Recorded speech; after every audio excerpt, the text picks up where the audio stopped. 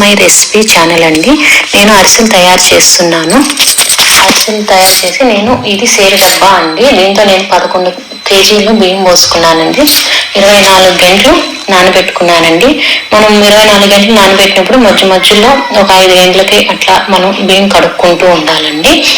నేను సిప్పి తీసుకొని సిప్పిలో మొత్తం వాటర్ పోయేటట్టు వేసుకుంటున్నానండి. మనం బియ్యం అనేది ఆరబెట్టకూడదండి. మనం ఇట్లా సిబ్బులో వేసుకొని మనం నీళ్లు కొన్ని కారిపోయేదాకా ఉంచుకొని మనం తీసేసుకోవాలండి.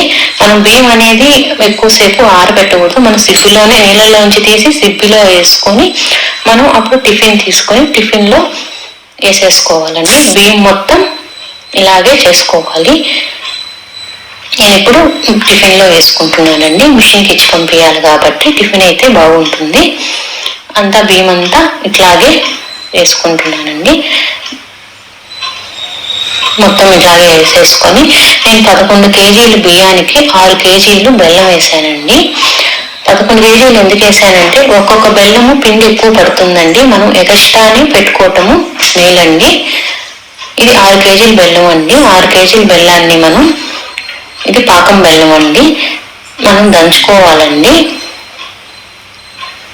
మనం మరి పెద్దవి కాదు, మరి చిన్నవి కాదండి, ఒక మీడియంగా దంచుకోవాలి. లేదంటే మనకి తొందరగా కరుగుతుంది. మనం పెద్దవి వేసేసామంటే తొందరగా కరగదు. మనం అదంతా ఒక గిన్నెలోకి తీసేసుకోవాలండి. ఇట్లా దంచుకుంటే సరిపోతుంది. బెల్లం అంతా ఇది 6 కేజీల బెల్లం అండి. మొత్తం ఇట్లా దంచేసుకుంటే సరిపోతుంది. బియ్యం నేను మిషన్కి ఇచ్చి పంపిస్తున్నానండి. మొత్తం తీసేసుకొని ఇప్పుడు ఇది 8 కేజీ డబ్బా అని చెప్పాను కదండి. దాంతో నేను 1.5 డబ్బా నీళ్ళు తీసుకున్నానండి. నేను దీంట్లో 1 డబ్బానే వాటర్ పోసాను. ఎందుకంటే మనం మళ్ళీ బెల్లము అవి కరగబెట్టినాక మనం దబర్లో ఉంటుంది కదండి. ఇప్పుడు మనం ఇది దబర్లో బెల్లం వేసాము, దీంట్లో బెల్లం ఉంది. ఈ వాటర్ పోసి మనం మనం అట్లా చేసేసుకోవచ్చండి. మళ్ళీ మనం ఎక్స్ట్రా పోసామంటే మళ్ళీ పాకము లేట్ అవుతుందండి. మనం కలుపుకుంటూ ఉండాలండి. మనం దీన్ని వదిలేయకూడదు, మాడిపోతుంది. తెడ్డు తీసుకొని కలుపుకోవాలండి. అరిసెల వరకు తెడ్డు అయితేనే బాగుంటుంది, బాగా కలుస్తుంది, పిండి కూడా ఉండగట్టదు. ఇప్పుడు కరిగిపోయిందండి. వడగట్టుకోవాలా, లేదంటే దాంట్లో ఇసుక పుల్లలు అవి ఉంటాయి. మనం వడగట్టేసుకున్నామంటే బాగుంటుందండి, ఇసుక తగలకుండా ఉంటుంది. వడగట్టేసుకొని బెల్లం అంతా వడగట్టేసుకోవాలండి.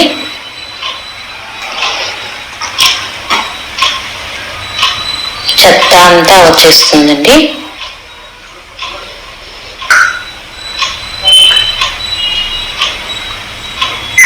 ఇప్పుడు దబర శుద్ధంగా కడుక్కొని మళ్ళీ ఇసుకుంటుందండి. దాంట్లో మనం కరగబెట్టాం కాబట్టి మనం ఇప్పుడు వడగట్టుకున్న ఈ బెల్లం పాకం మొత్తం పోసేసుకోవాలండి. మనం అరిసెలకి కొంచెం లావు దగ్గర పెడితేనే బాగుంటుందండి, అడుగు అంటకుండా బాగుంటుంది. ఇప్పుడు బెల్లం ఉడకతా ఉందండి. కలుపుకుంటూ ఉండాలి. ఇప్పుడు పిండి అండి మిషన్ కాడ నుంచి వచ్చేసింది, పాకం ఉడుకుతా ఉంది. ఇప్పుడు మనం పిండి కరుగ్గా ఉందా లేదా, నూకుందా లేదా అని మనం చెక్ చేసుకోవాలండి. నాకైతే ఏం నూక అంతా ఏం రాలేదండి. నేను ముందు పట్టుకొని చూసుకున్నాను, నాకైతే నూక ఏమీ రాలేదు. నేను పట్టలేదు, నేను అట్లాగే వేసేసాను. కానీ చెక్ చేసుకుని వేయండి. ఒక్కోసారి మిషన్లో ఇచ్చిన మనం నూక వస్తుంది, మనం పట్టుకోవాలి. పిండి ఆరకూడదండి. పిండి ఆడకుండా మనం పట్టుకుంటానే మనం అతుముకుంటా ఉండాలి పిండిని. నాకైతే ఏం రాలేదండి, నూక ఏం రాలేదు.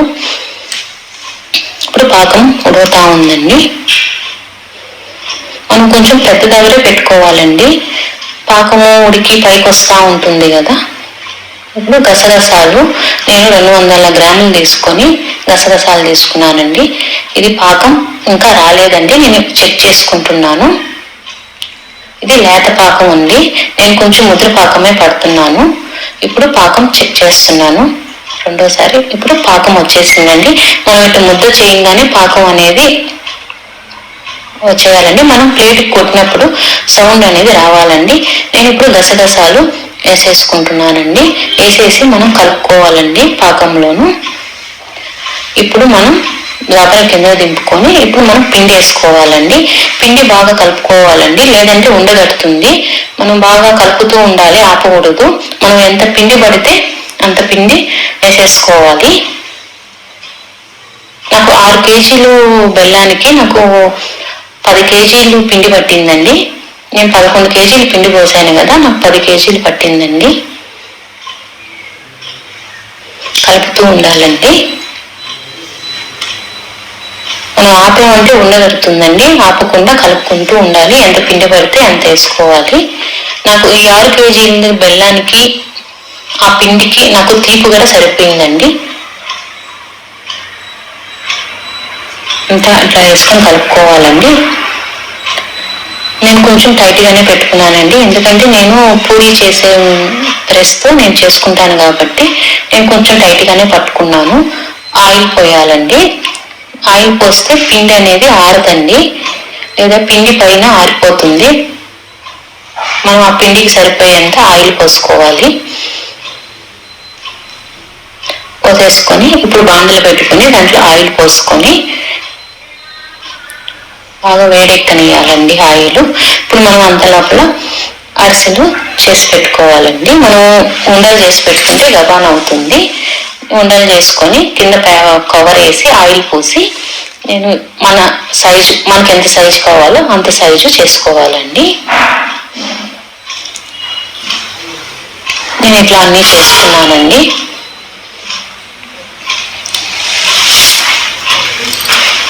ఇట్లా అన్నీ చేసుకున్నానండి. పిండి అంతా ప్లేట్లో తీసుకొని వేసుకొని మన ఆయిల్ హీట్ ఎక్కిందండి. ఇప్పుడు నేను ఒక్కొక్కటి వేసుకుంటున్నాను.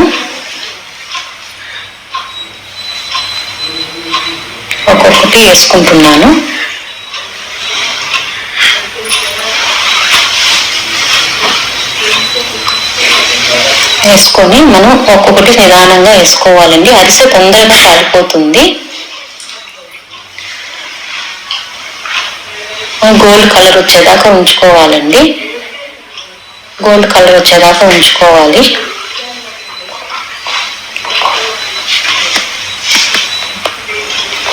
నిదానంగా తిప్పుకొని ఎక్కువ కలర్ రానివద్దండి. తర్వాత కలర్ నలుపు వచ్చేస్తాయి అరిసెలు.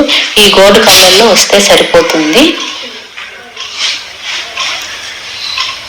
ఈ కలర్ వస్తే సరిపోతుందండి. ఇప్పుడు మనం తీసేసుకొని అరిసెలు వత్తే చెక్క మీద వేసేసుకొని వత్తేసుకోవాలండి. మనకు ఆయిల్ అంతా వచ్చేస్తుంది. తీసి అన్ని ప్లేట్లో వేసుకోవాలండి. ఇట్లా ఇంకా అన్ని ఒక్కొక్కటి వేసుకొని బాగా కొంచెం గట్టిగా ఒత్తితే మనకు ఆయిల్ వచ్చేస్తుందండి. మనం వదిలేసామంటే ఆయిల్ ఉండిపోతుంది, తర్వాత కారిపోతుందండి ఆయిల్.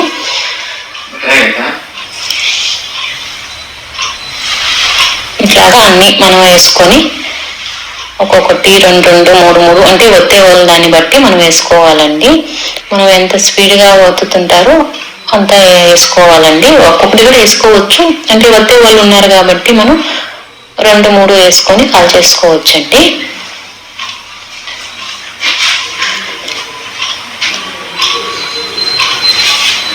ఇట్లాగ అన్నీ వేసేసుకొని సైజ్ అనేది మన ఇష్టం అండి. చిన్నది చేసుకోవచ్చు, పెద్దది చేసుకోవచ్చు.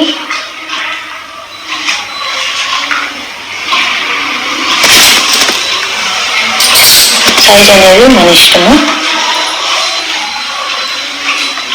నేను ఇంకా అన్నీ ఇట్లాగే వేసేసుకున్నానండి. నాకైతే 6 కేజీల బెల్లానికి 10 కేజీల పిండికి నాకు తీపి అయితే సరిపోయిందండి. కలర్ ఎక్కువ రానివద్దు, ఈ రంగే రానివ్వండి. మనం అరిసె తీసి ఆరినాక మళ్ళీ రంగు మారిపోతుంది.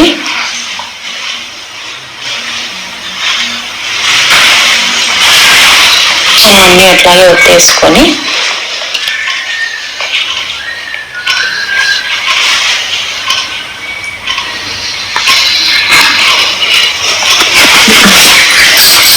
ఇట్లాగే వదిలేసుకోవాలండి.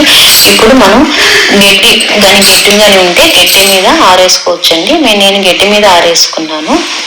అన్ని గడ్డి మీద ఆరేసుకొని చల్లారిపోయినాక మనం డబ్బాలకి తీసి పెట్టేసుకోవచ్చండి.